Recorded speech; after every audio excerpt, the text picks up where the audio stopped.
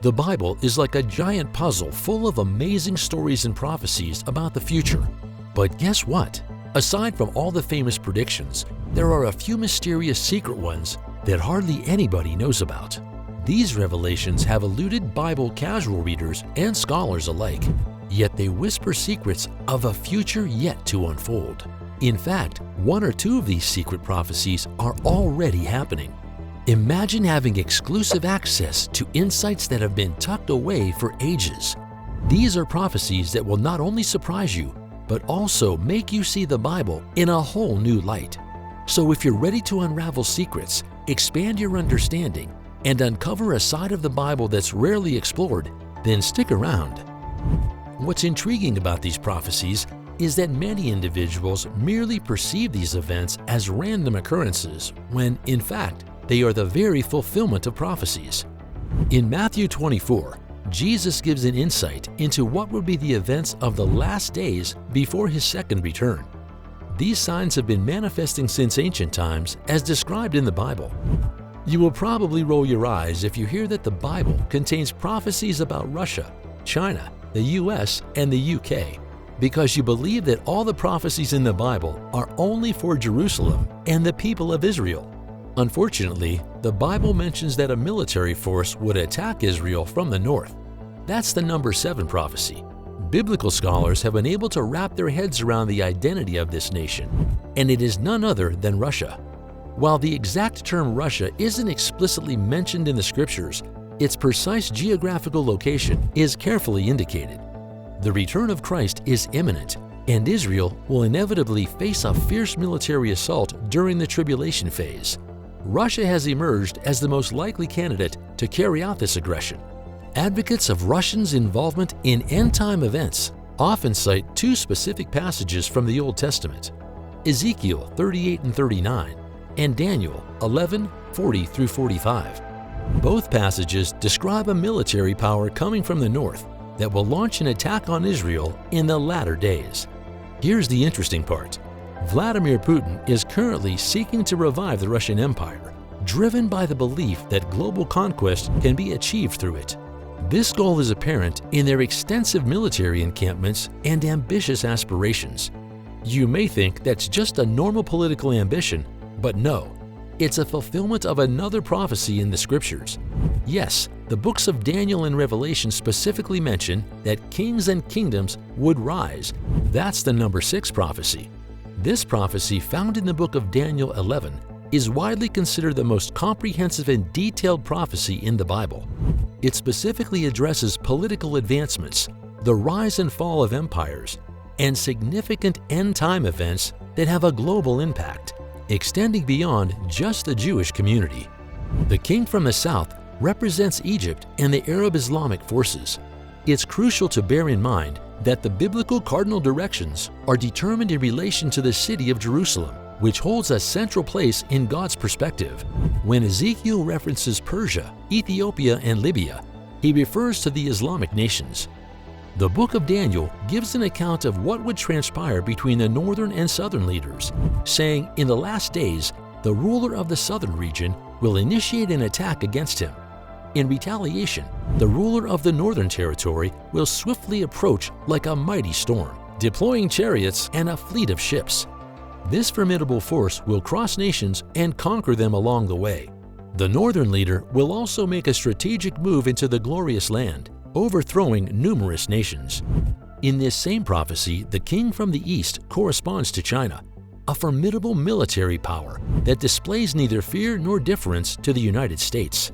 The Bible's term for east translates to sunrising, effectively pointing towards China.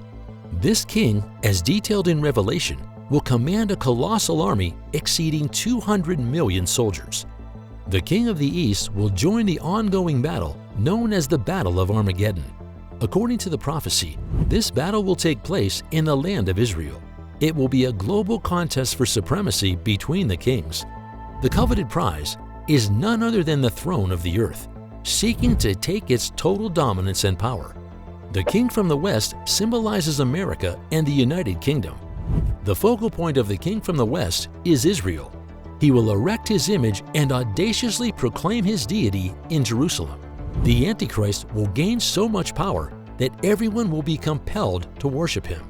These rulers who currently are maneuvering for influence across the world will ultimately encounter the King of Kings and the Lord of Lords, shining in all his glory.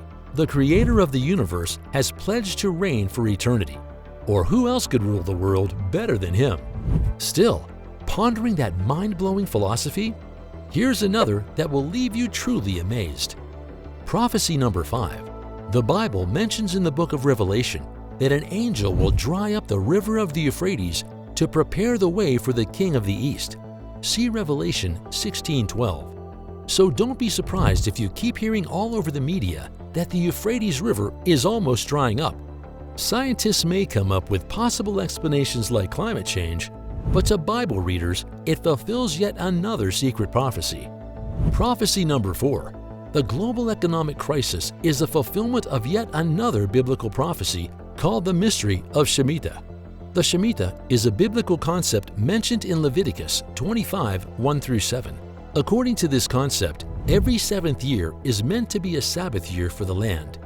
This means that during this year, the land should rest and remain uncultivated. Along with this, all debts are to be forgiven, and the people are expected to rely on God's provision. While this might just look like a random Jewish custom, God specifically commanded this through his servant Moses in Exodus 23:10-11, saying, "Every seventh year is to be a Shnat Shemitah."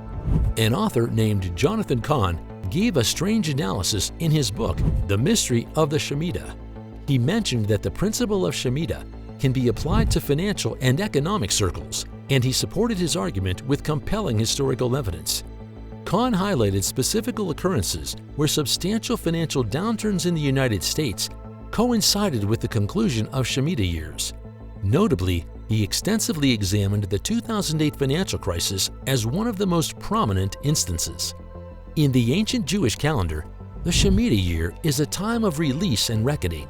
Just as the land was given a rest from cultivation, debts were canceled, and the people turned their focus to God's provision. In the year 2001, America experienced the terrorist attacks of September 11th, which shook the nation to its core. This event marked the beginning of a 7-year cycle, and in accordance with Kahn's interpretation, this was a shemitah year. As the next shemitah year, 2008 arrived, the United States faced another calamity. This time, an economic collapse of unprecedented proportions. Financial institutions crumbled, housing markets crashed, and the world plunged into a recession.